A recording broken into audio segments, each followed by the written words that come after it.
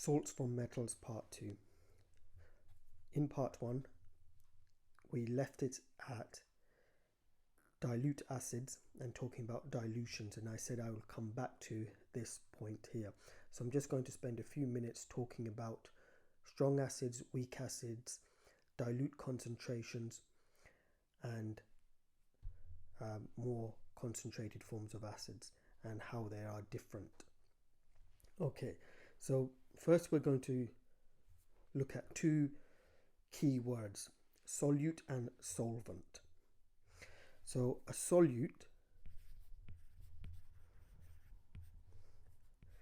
this is going to be our acid. So if we're talking about solutes and solvents, when we're talking about acids and bases or acids and metals, this is going to be the acid. Okay, so for us in this instance, it's going to be the acid. And what we say is, it is the substance that dissolves in a solvent. Okay, it's an acid that dissolves in a solvent.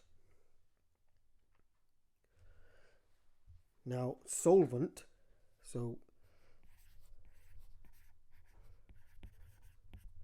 the solvent here, now instead of repeating the reverse of what the solvent is, because we can sort of work it out now, understand that the acid is a solute and it dissolves in a solvent. So I'm just going to give you an example of a solvent, e.g. example, water. Now you will need to know that water is an example of your solvent and it is a polar solvent. So can you just put that to the side in brackets maybe? Water is a polar solvent, because we need to draw on that knowledge later on. So these are our two terminologies here, solute and solvent. There is one more keyword I want you just to take down. This is solution. So a solution is where a solute dissolves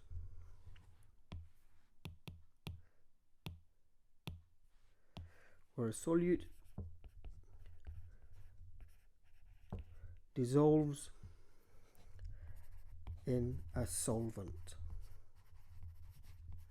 So we have three key words that we need to keep referring back to with good understanding when we talk about our weak acids, our strong acids, and dilute and concentrated acid forms. A strong acid.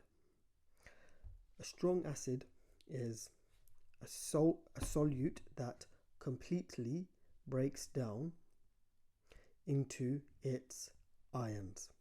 And specifically, a strong acid will release all of its positive H+ ions. So we define this as a solute that completely breaks down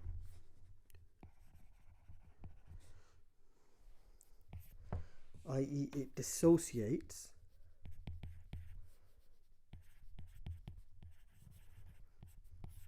so a solute that completely breaks down or dissociates in a solvent. And in this case, when we're dealing with acids, we're talking about water. Okay, so a solute that completely breaks down or dissociates in a solvent.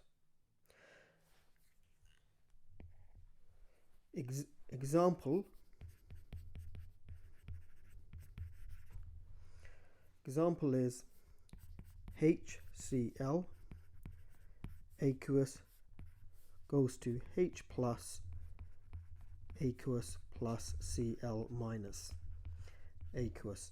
Now, what you're seeing here is that the hydrochloric acid has been completely broken down to H plus and Cl minus ions within the solution, and you can see it's aqueous because I've put the state symbol aqueous there.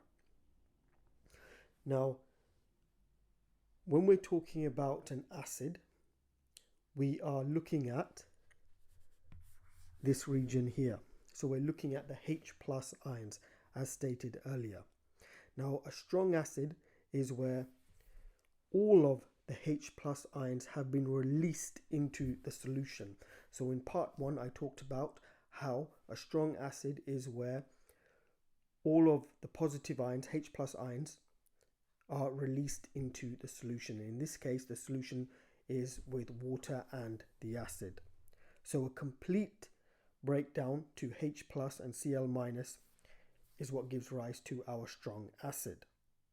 Now, I'm going to show you a simulation in a few moments that will show us what a strong acid looks like at the molecular level.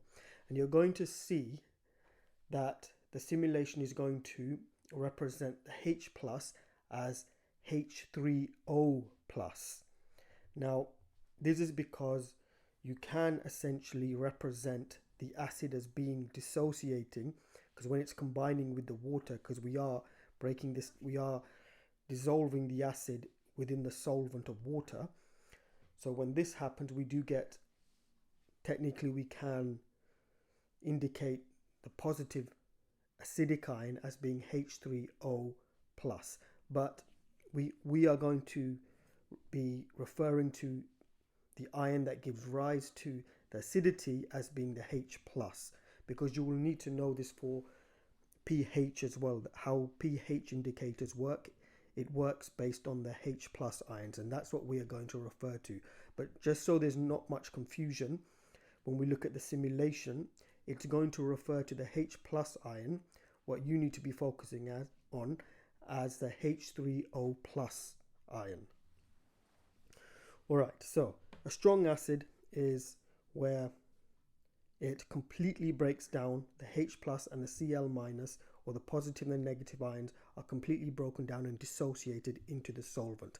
Other examples, so this is one example of a strong acid. Another example of a strong acid is sulfuric acid, H2SO4. Okay, so I'm just going to... Sulfuric acid is another example of your strong acid, and nitric acid.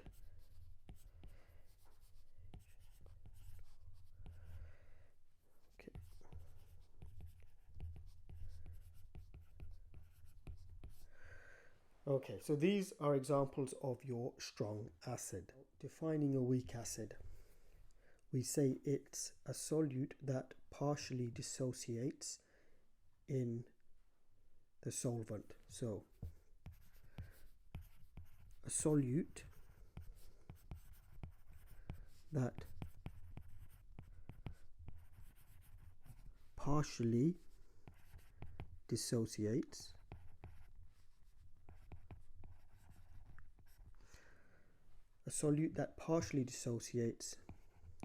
in a solvent.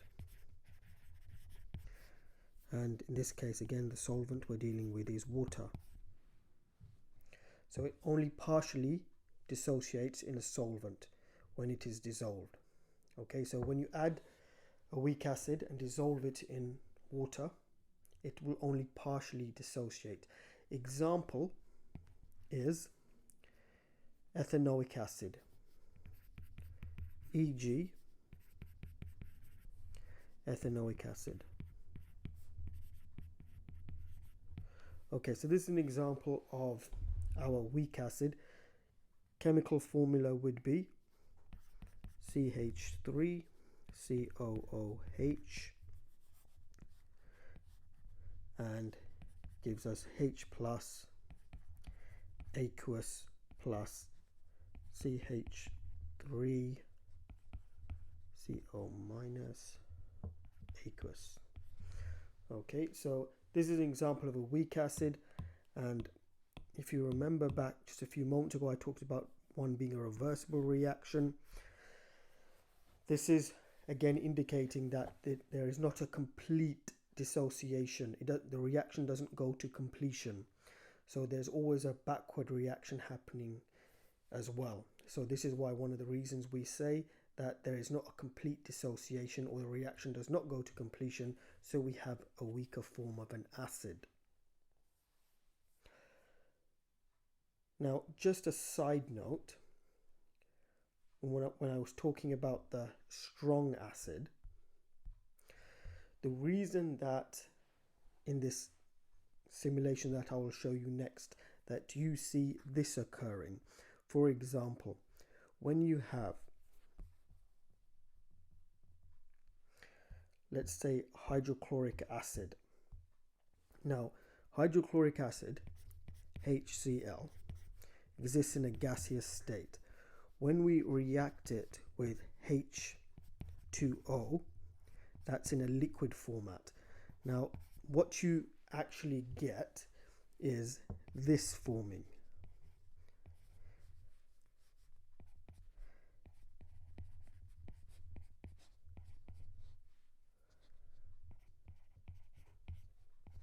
Now, this is the reaction in full. Now, to make it easier for us to deal with, we simply write the equation as being HCl aqueous, indicating that it is in an aqueous solution. This gives rise to the H plus ion in an aqueous solution, and the chlorine ions in an aqueous solution. So that is why I was saying that essentially this and this mean the same. However, this equation here is a simplified version. This is a simplified version, and we will be looking at the H plus. We will be referring to the H plus as the ion that gives rise to acidity later on when we talk about pH. At 3 key words here: solute, solvent, and solution. We have also looked at weak acids and strong acids. Now we need to put all of that together and refer it correctly to the words dilute and concentrated. So in a given set volume, okay, so in a given, so can you take this down, but can you also write this first? In a given set volume, when solutions are described as concentrated, okay, a dilute solution will contain relatively small amounts of dissolved solute. So if we're talking about something as dilute, contains relatively small amounts of dissolved solute, and you should be comfortable with the word solute here. A concentrated solution contains a relatively large amount of dissolved solute.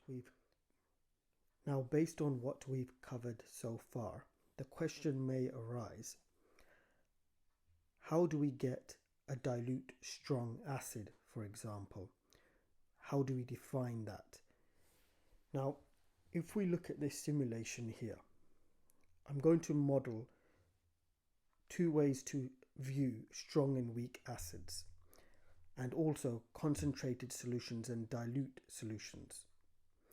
For example, we have here, this simulation is going to actually show us the solvent, which is water. You can see here, if you refer back to this equation at the bottom of the screen, you can see water being represented here, H2O.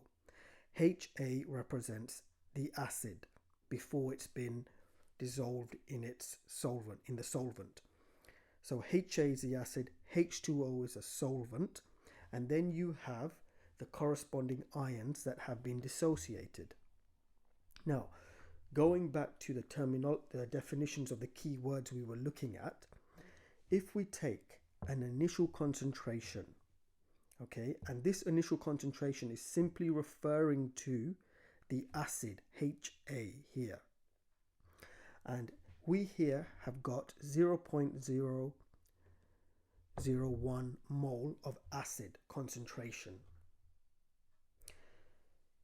And if we increase the concentration of the acid, you will see that the molecules of acid slowly increase. Notice that the dissociation does not increase that much. Okay, so even though the concentration of the acid is increasing, how much it dissociates, i.e. breaks down into the positive ion, the H3O, the H3O positive ion, it does not dissociate that much in this given volume. I'll do it again. So if we start here, we've got a low concentration of acid. As we increase the concentration, you would think that the strength of the acid must have increased. However, what you're seeing here is that the acid, the ion represented in red here, orange red here, hasn't dissociated much in the given solution. And we can test it here again.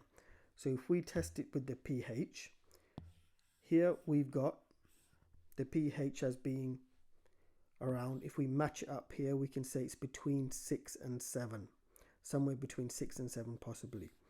So this is at a low concentration. Now, we would expect the pH to rise significantly if we increase the concentration, but let's see if it does rise significantly if we increase the concentration. So let's take it to the maximum there. And we can see there has been an increase, but not a significant increase. So concentration does not necessarily mean if an acid is strong or weak. Concentration simply means how much of the acid is present in a given solution. To know whether it's a strong or weak acid, we have to be looking at how much the acid dissociates in the solvent. For example, let's take our concentration down again, and here we move the slider to make the acid stronger. So if we make the acid stronger, you can see here for a concentration of 0.01 mole of acid, we have a dissociation of this many positive ions. You can see it's significantly more than if we had a weaker acid. Stronger acid, weaker acid. So this is at a low concentration, a concentration of 0.01. So let's test the pH here. At a very low concentration of 0.01, we are already getting a pH that is around 3 and 4. It's actually 3 here. Now, if we increase the concentration, let's take it right towards the end, let's take it maximum, you see that our concentration has come down to 0, between 1 and 0. So this is how we have to view the differences between strong and weak acids. We are always referring to the H plus ions. And when we talk about concentration, it refers to how much of the acid is present, but it's not necessarily telling us how strong it is, because the concentration does not tell us exactly how much of the acid has dissociated. For that, we need to be looking at the H plus ion. Now we'll summarize strong and weak acids, concentration and dilution. So we've looked at definitions, we've looked at simulations as well. So now we will just summarize what we've actually covered there. So if we take HCl again, so we'll take hydrochloric acid, okay, and we will say this is a strong acid. So we know this is one of our strong acids. Now let's say this is at a concentration of 6 mole.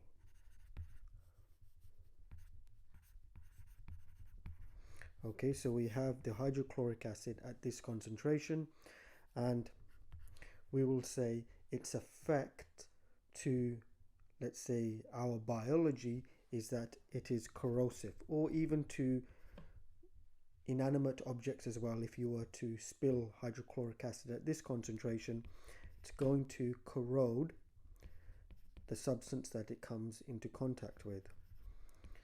Mainly we look at organic substances, and we're thinking about its effect or harmful effect to us. So we say here it's corrosive, so a hazard is noted here at 6 mole.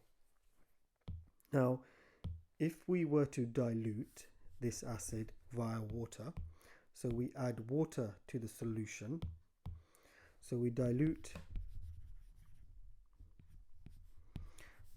via water, and let's say we bring this concentration of the HCl to 0.1. So 0.1,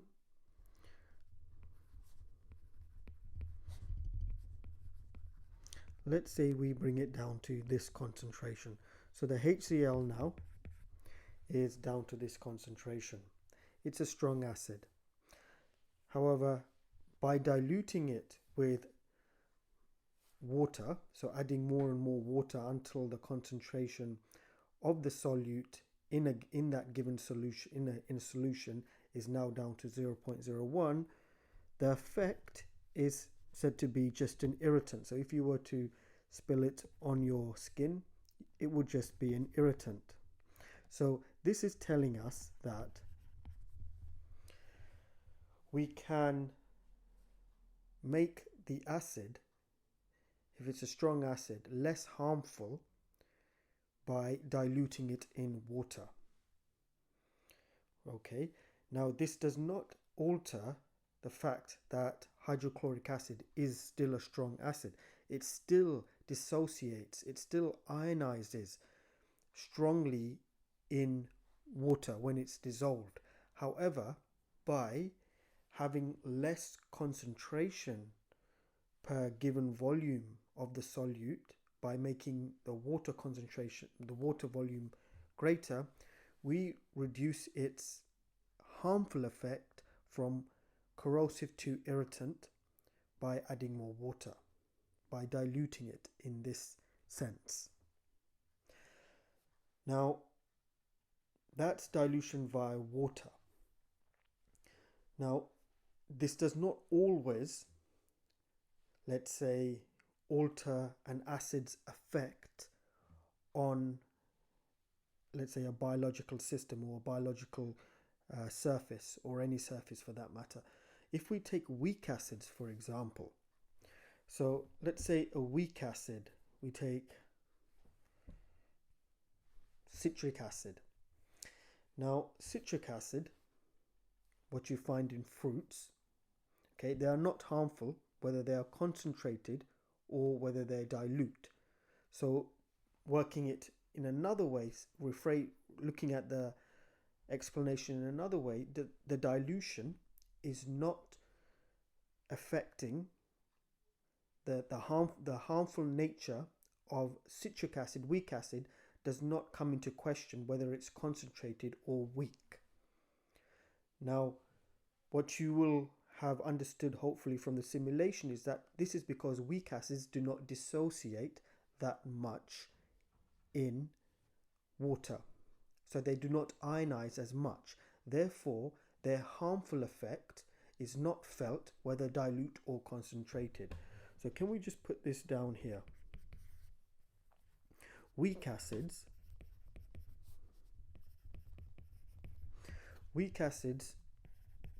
are not harmful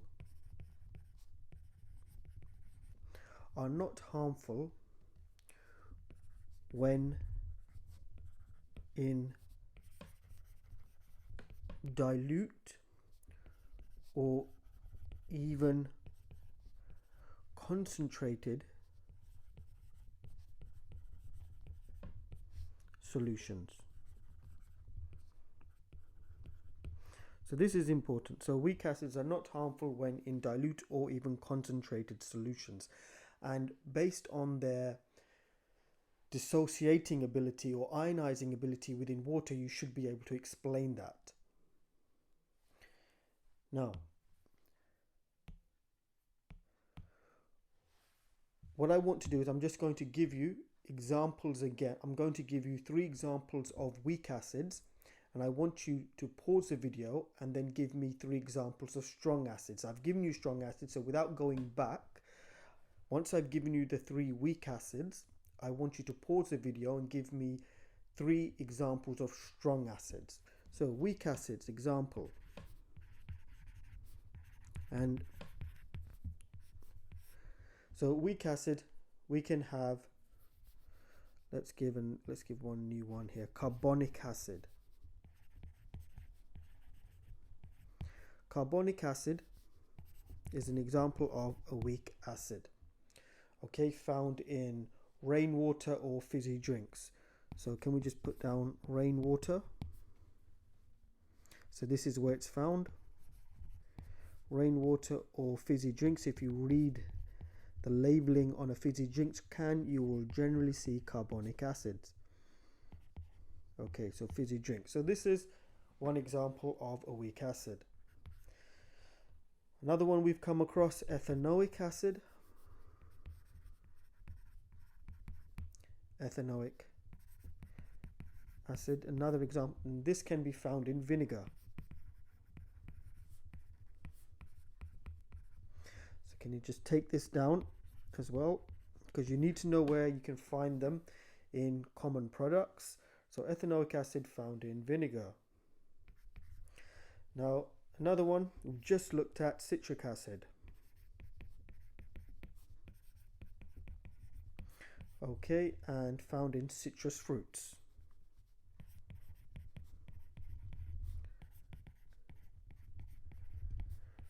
Okay, so these are 3 examples of weak acids. Now I want you to pause the video and can you write down quickly 3 examples of strong acids. You don't need to tell me where they're found or where you find them in nature.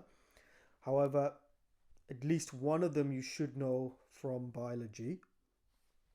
However, I'm not going to ask you where to locate these acids, but I want you just to pause the video and quickly note down 3 strong acids.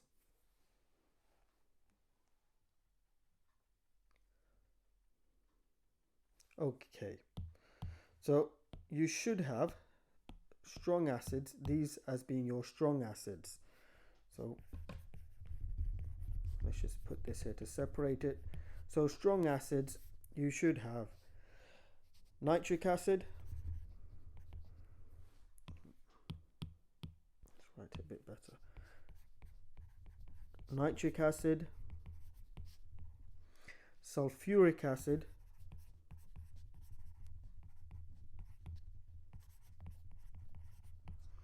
and hydrochloric acid.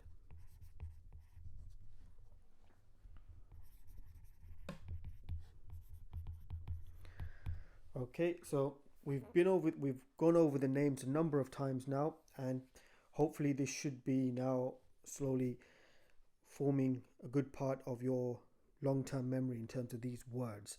Nitric acid, sulfuric acid, hydrochloric acid, strong acids. Carbonic acid, ethanoic acid, and citric acid, examples of weak acids. Talk about acids. An acid, in terms of how we deal with acids, is only an acid when it starts to dissolve in water. So we say that acids must dissolve in water.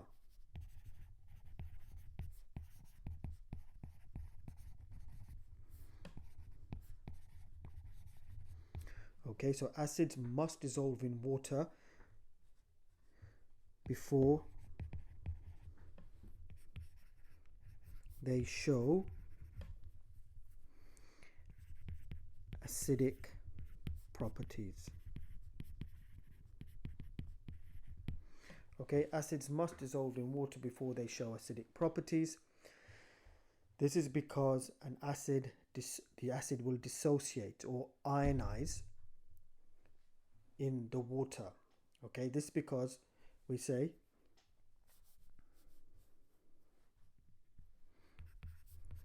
acids will ionize, i.e. split up. And when I say split up, they're splitting up into their H plus ion or the negative ion. Okay, so acids will ionize, split up, okay, into positive and negative ions. And you should know what the positive ions are. In acids, we say they are H plus ions. Okay, so can we write it is the H plus aqueous ion. It is the H plus aqueous ions that all acidic solutions have in common. That all acidic solutions have in common. Now this is important, okay? So when we take an acid, dissolve it in water, we are looking for this H plus ion. And this is common for all acidic solutions, whether they're strong or weak acids. We are looking at the H plus ion. Now, strong acids completely ionize and weak acids partially ionize, okay, or they partially release the H plus ion. Okay, so I'll repeat again, strong acids completely ionize or release the H plus ion. Weak acids partially ionize or release their H plus ion. A further point is that weak acids are reversible in terms of their reaction. In terms of their releasing their H plus ions and their negative ions, the reaction is reversible. So there's an equilibrium position also to consider for weak acids. All right, so strong acids permanently and completely release their H plus ions and their negative ions. Weak acids will partially release their ions, and in addition, the reactions of weak acids with water are reversible, i.e. the reaction has an equilibrium position, meaning there's a forward and a backward reaction happening until both forward and backward reactions reach a point of equilibrium and balance. So that's weak acids. Thus, when we compare equal concentrations of weak and strong acids, we can explain their characteristics in this manner. So, can we just put down the subheading equal concentrations? Now, hopefully by now, even before I write this, actually let's get you to do this. If we have equal concentrations of a strong acid, let's say nitric acid, and a weak acid, carbonic acid, all right, we have equal concentrations. So I'm going to say we have got, let's say, nitric acid, okay, at, let's say, 3 mole.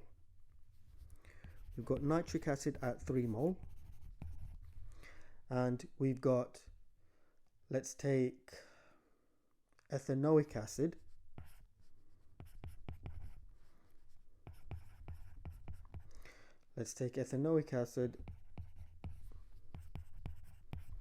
and we'll put it at 3 mole as well.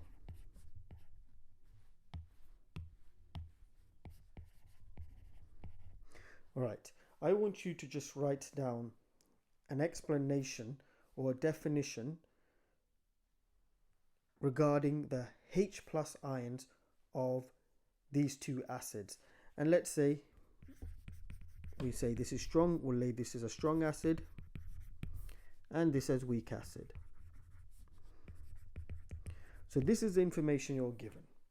You're given the chemical formula, you're given the concentration, and you're given its strength, i.e. one is strong and one is weak. I want you to just give a 2 to 3 line definition or explanation regarding the H plus ions of these two solutions. It can be a quick comparison or it can be a quick statement of the H plus ions in both of these solutions. So can you pause the video, 2-3 lines at the most, talking about the concentration of H plus ions in each.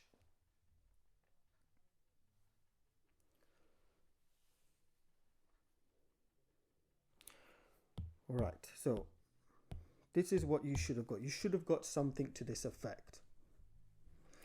Let's say let's start it another way. Let's say the two solutions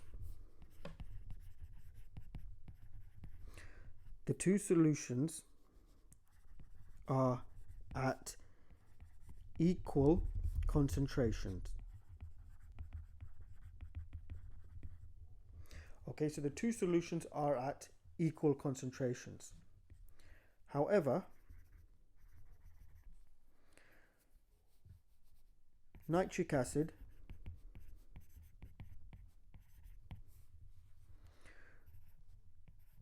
will have a greater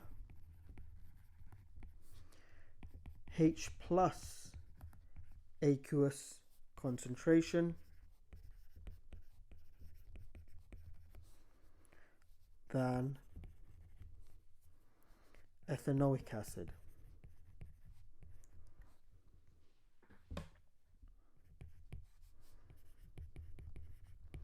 Ethanoic acid as HNO3 is a strong acid. So here you've said that the concentration of H plus ions is greater in nitric acid than ethanoic acid because nitric acid is a strong acid. So two aqueous solutions of equal concentration, the strong acid will have a higher concentration of H plus ions than the solution of the weak acid. Alright, so this is important because essentially we're dealing with two types of concentrations, one the acid and one the concentration of H plus, and this is what the simulation was trying to show you. Here we've got two concentrations of acid at 3 mole. Alright, so in terms of acid concentration they are equal. However, when we talk about H plus ion concentration, we have to state that the strong acid is going to have a higher H plus ion concentration than the weak acid. So nitric acid is going to have a higher H plus aqueous ion concentration than the weak acid, ethanoic acid in this case, and therefore it's going to have, in terms of pH, nitric acid is going to have a much lower. There are two ways in which we can test for strong acids and weak acids. the first method is by testing the pH. So if I was to give you two solutions here, by now you should be able to identify which one is a strong acid, which one is a weak acid. And as you can see here, both acids are at 0.1 concentration. So the solution of both acids is at 0.1. Now, if you had to distinguish which is a strong acid and which is a weak acid, let's say they were not given labels and you were asked to distinguish these acids and identify the strong acid or the weak acid, you could test the pH. So you could try and observe the pH. Now, here, if you were to test the pH of hydrochloric acid at 0.1, you would get the pH being approximately 1. So the pH is approximately 1. And notice that I've given it a red color, indicating that if it was universal indicator that you were using, you would get approximately this color. Now, for ethanoic acid, you would get a color that was a pH, so sorry, if it was ethanoic acid, the pH would be around 2.9. So we would say that, let's put it this color. So we would get a pH of, let's say, 2.9. Okay, so you can see here that, and a corresponding universal indicator color would also be different. So you can see here that the pH is one way to test for a strong or weak acid. Universal indicator would give you a good indication of whether you had a strong or weak acid as well. And the pH in essence, and I'm going to go into more detail with the pH when we look at neutralization, is looking at the H plus ion. So this is the first test, testing via pH. And you can see here, for the same concentration, you get different pH values. And that's one way to identify a strong or weak acid. The other method for identifying a strong or weak acid is to react the solution of the acid with metal carbonate. So, can you put down the other test? So this is metal carbonate test. So if you had to test, if you had to conduct a test to determine if a solution was a strong acid or a weak acid, you could do the metal carbonate test. Now, the metal carbonate tests, it rests on your knowledge of this equation here. Acid plus metal carbonate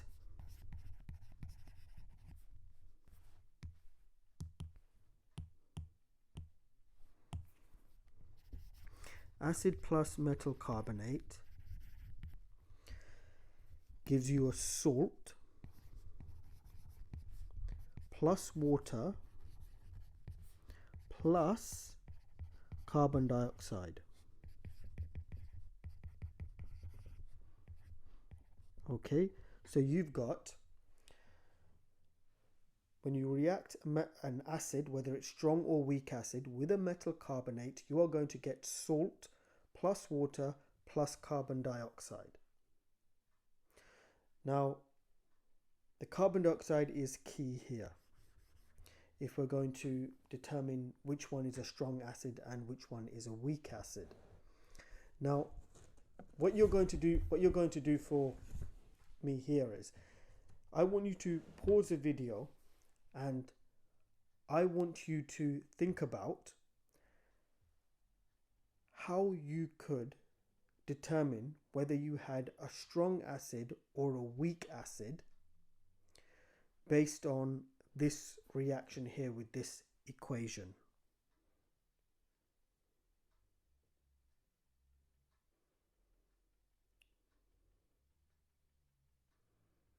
Right, okay. So what you should have thought about is that if we're reacting an acid with a metal carbonate, we are getting carbon dioxide gas. Okay, carbon dioxide is a gas. So if you had to determine which one was more reactive, which one was a strong or which one was a weak acid, you should have picked up here that the strong acid is going to react more vigorously than the weaker acid. So if this is the case and we've got a gas being given off, we would expect carbon dioxide to be given off more, let's say, at a quicker rate for a strong acid compared to a weak acid. All right, so what we say is that, so can you take this down? So this is a way to test if you've got a strong acid or a weak acid. Okay, so carbon dioxide gas, okay, is given off at a slower rate,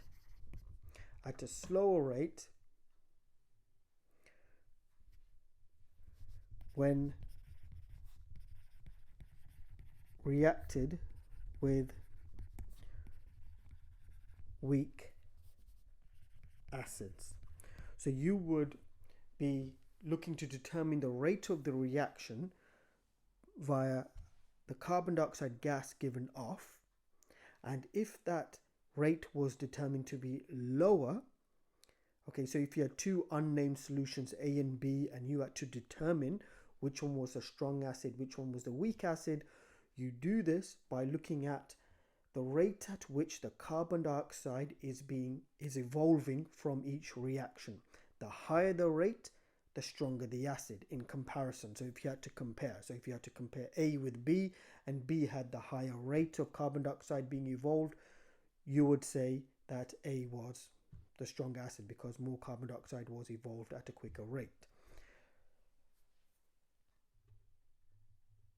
Now, I will go on to talk about acid and metal carbonates in the next session, but just be aware that this experiment here is also used to determine whether you have a strong or weak acid. You do need to know acid and metal carbonate reactions in detail, and we will go again over it. However, just be aware that you also need it to determine whether you have a strong or weak acid. We have a few practice questions. Now, the first question, it says, balance the equation which represents the reaction between calcium carbonate and hydrochloric acid. Now, I have made this question harder by taking bits of information out, and I've increased the marks. So this question, the first part, is worth 3 marks. So I want you to complete that equation as fully as possible, and then move on to the second part of it. State the meaning of the symbol AQ, and the third part of the question is, why does the mass of the flask and the contents decrease?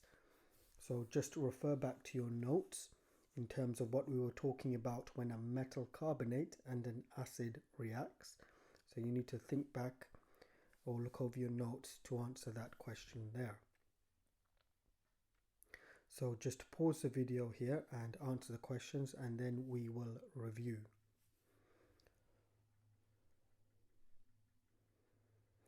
Okay, so you should have H2O here, and to balance this fully through, you need to have 2 HCl. So you should have 2 HCl, and this makes the whole equation balanced.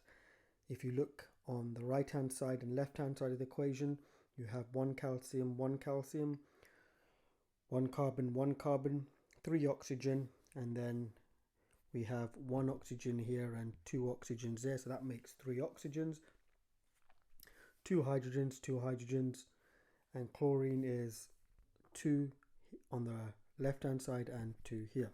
So that makes the equation balanced. So you would get a mark here and a mark here. Now the third mark comes to the state symbols.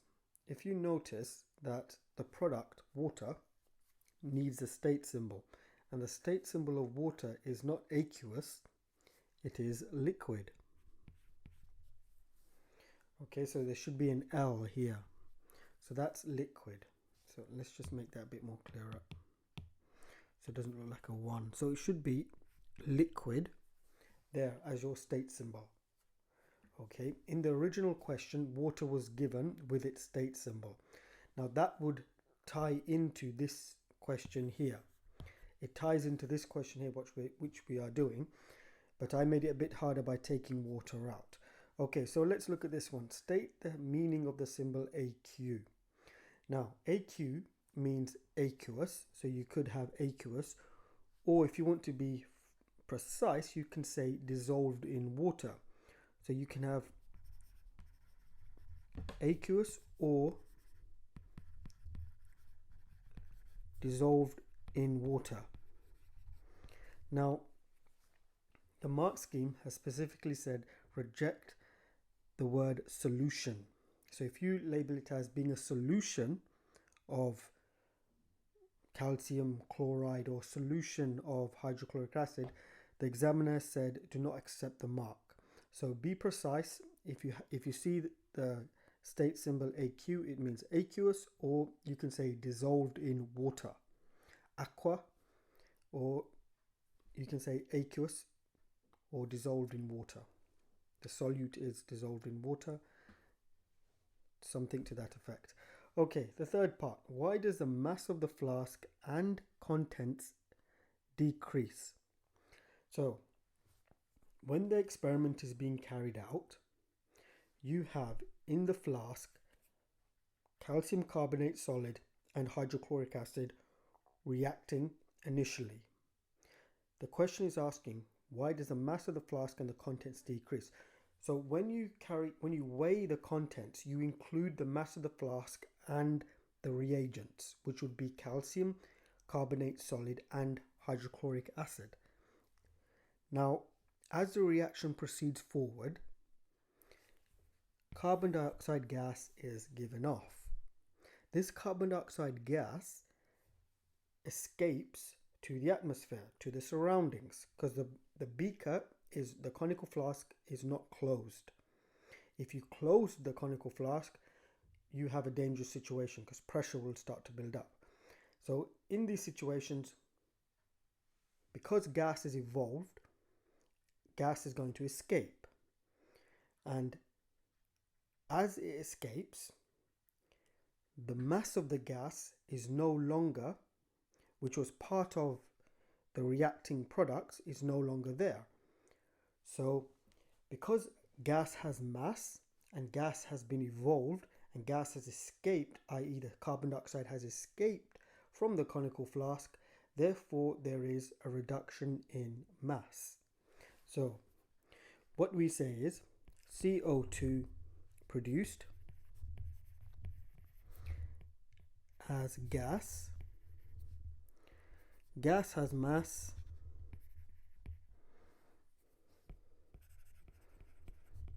CO2 is released to surroundings. So any one of these to effect would have given you the mark. So you're saying CO2 is produced as a gas. Gas has a mass. Or you can say CO2 is released to the surroundings. CO2 gas is released or evolved to the surroundings. Therefore, the mass of the flask and the contents decrease. For this question, which acid from the list should the student add to sodium hydroxide solution to make sodium sulfate? Now you've got ethanoic acid, hydrochloric acid, nitric acid, and sulfuric acid. What I want you to do is not just write the answer on a piece of paper. I want you to type the answer back to me on the Teams channel. So each person needs to type the correct answer back to me on the Teams channel. So take a moment here, pause the video, think about the answer, Select the correct answer and type the correct answer back on the Teams channel. Another 3 exam questions. Now I want you to write this on a piece of paper and then we'll review the questions. So the first one, I've made it again a bit harder. I want you to complete that equation as fully as possible. So that's not a complete equation. Look at it carefully. Look at what the question is telling you, what the reactants are. And then I want you to complete that equation fully and also answer the question. Give the formula of the toxic gas that is produced. Okay. Then explain in terms of particles how the toxic gas was able to fill the factory quickly. And the third question, the reaction of nitric acid with magnesium metal powder is more dangerous than if the acid had fallen onto the same mass of magnesium bars. Explain why. So pause the video here, attempt the questions, and then we will review.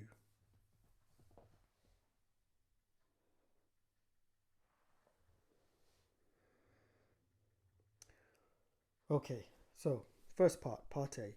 It says here the equation represents the reaction between magnesium and nitric acid. This is a metal plus acid. So metal plus acid gives us a salt plus water.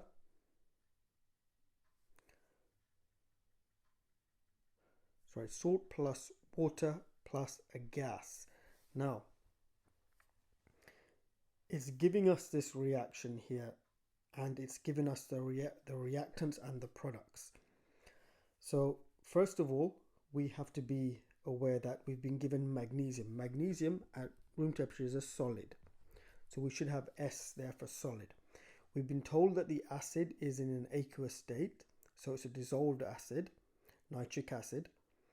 Then we've been told we've got this product here. Okay. And this magnesium nitrate should be aqueous.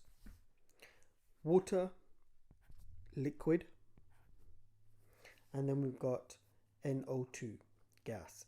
Give the formula of the toxic gas that was produced. So what you should do is you need to balance this equation, and what you get is 4, 2, and 2. So you should have, let's just check if this is balanced. Yes. So you should have 2 NO2 gas. That is the formula of the gas, of the toxic gas that is produced. Then it says explain in terms of particles how the toxic gas was able to fill the factory quickly. What you need to say here is it's 2 marks. So before I go on to B, let me just tell you where the marks are for the above question. 1 is here, and then you've got 1 mark for balancing correctly and 1 mark for making sure all the state symbols are correct. So 3 marks are here. So 1 mark for getting the balancing right, 4, 2, 2. The second mark for making sure all the state symbols are correct. And then the third mark is for giving the formula just from the equation, noticing that it's a toxic gas, bringing it down and saying 2NO2. Now part B, explain in terms of particles how the toxic gas was able to fill the factory quickly. Now for 2 marks, what we need to say is gas particles. Now this is from Key Stage 3 and earlier work we've done on states of matter. Gas particles move randomly. Okay, so gas particles move randomly, and the movement that gas particles have is called diffusion. Okay, so gas particles move randomly, you can say by diffusion, and that would give you your second mark. So gas particles move randomly, and that process we call diffusion. Now your examiner is a bit more lenient on this question, because if you state they move, you get 1 mark, and if you say they move randomly, you get another mark. But I want you to get into the habit of making sure your answers are concise, and I want you to say gas particles move randomly, and the movement process of gas moving randomly in a given area is called diffusion. So mark here and mark here. Okay, it says here, the reaction of nitric acid with magnesium metal powder is more dangerous than if acid had fallen on to the same mass of magnesium bars. Explain why. Now, the reason for this is greater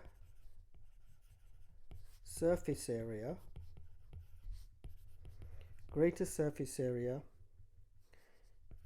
in powder form.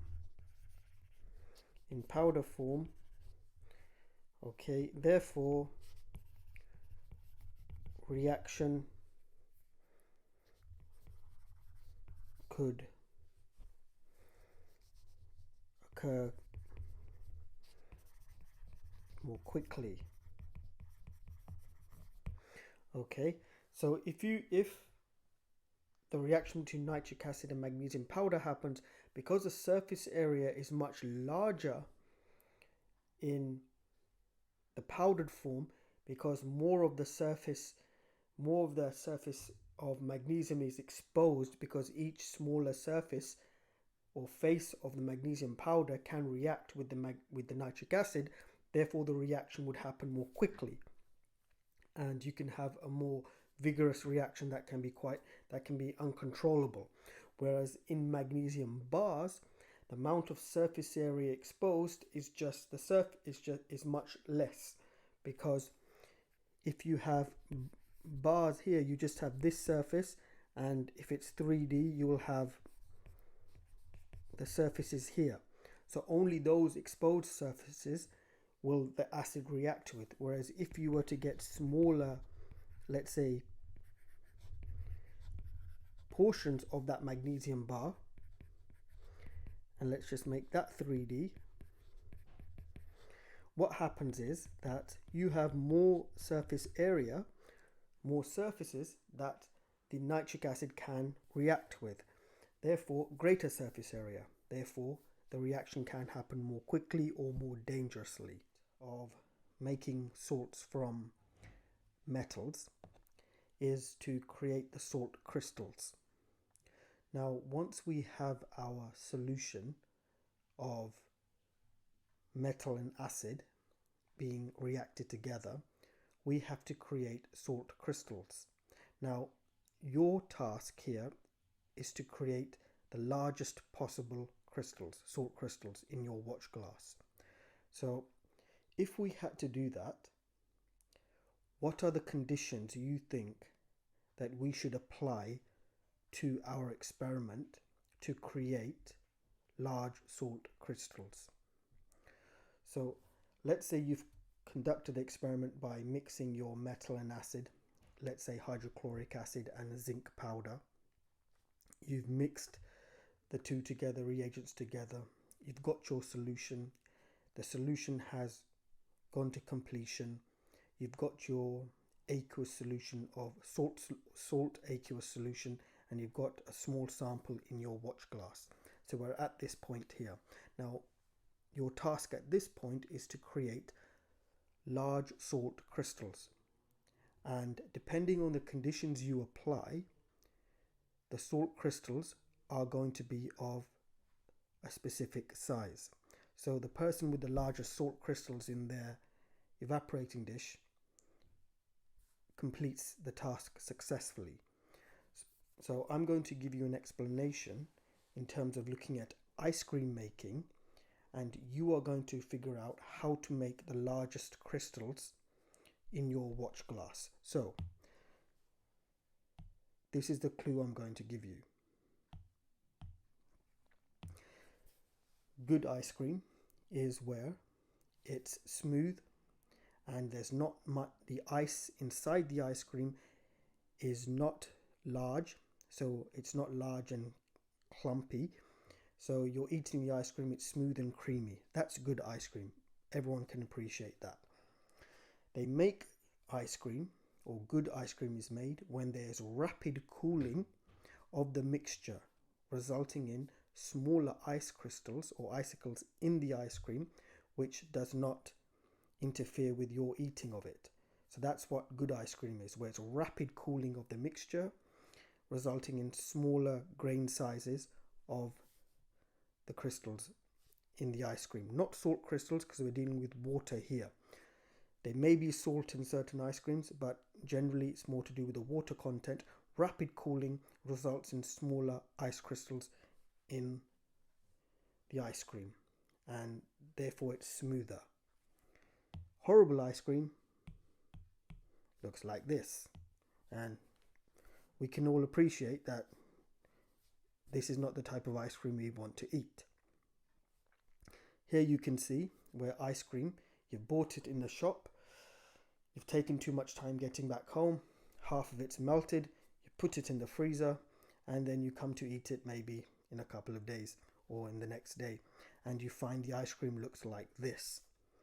Now, this is because at home you do not have the industrial process to actually rapidly cool the ice cream and create smooth ice cream. Instead, you put back the thawed melted ice cream back into the freezer, and your freezer will cool down the ice cream mixture again.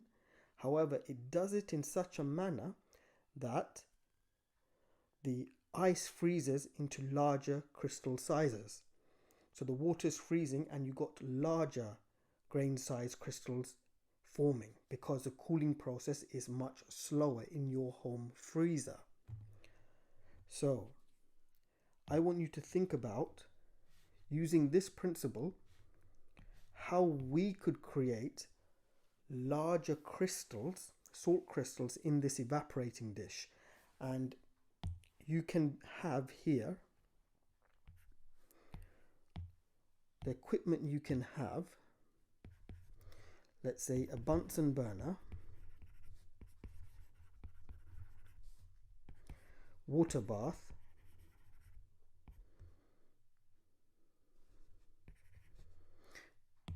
let's leave the water bath for the moment, a Bunsen burner, and let's just say room temperature. I'm giving you a clue by saying room temperature.